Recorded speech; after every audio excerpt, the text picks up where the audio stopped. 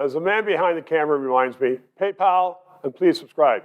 Simone Ostrowski is an employment lawyer with Whitten and Lublin in Toronto. She joins me right now because I don't want to talk about vaccines per se, whether you're for them or against them, but many stories. City of Toronto, hundreds of people fired for not having a vaccine. They don't have a job.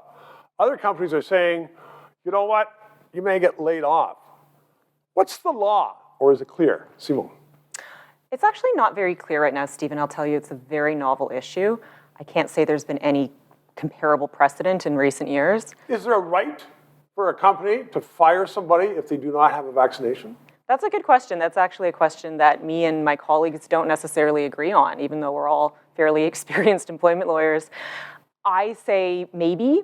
Some people say yes, some people say no, some people say it depends on the industry, it depends on the employer and the employment contract. Does it depend on the reason why you don't have a vaccine? In other words, if you're saying, well, I just don't like them, it may be different than saying, I have a known allergy to certain kinds of vaccines. Yes, for sure. So I think of it as almost a hierarchy of excuses. So the gold-plated excuse is definitely medical issue or religious exemption.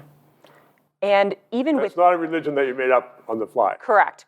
And so we've been doing all sorts of research on these, different religions and different beliefs, and even how human rights law looks into how central a certain belief is to a religion with respect to vaccination. Right. So for example, we would look at this person that professes to be opposed to vaccination because of their religion. Have they refused to take any other vaccines? How deep is this belief? Is it a recent belief? That kind of thing.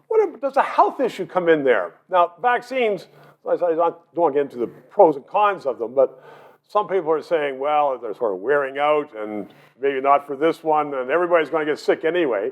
I mean, I'm sure this is shifting ground underneath as to whether, in fact, it's legitimate not to have a vaccine or not. Oh, for sure. I would say in the past few months, we've seen a lot of the usual reasons for mandatory vaccination policies come into question. Right. And I and my colleagues have many clients like this. We're looking at the science, and quite frankly, it's changing every day. Well, what about people, though, who, say, work in hospitals and they don't want the vaccine for whatever reason? Aren't we shooting ourselves in the foot by saying, well, you 300 people that are working here helping other people stay home, and now we're short-staffed, which is the case in some hospitals. Yes, that's definitely happening. I'd also say you have to think about the fact that not everyone who works for a hospital works in the hospital or works in a public-facing setting. You might have people that work in labs or who work from home. So it's not necessarily everyone that works for a hospital is on the front lines.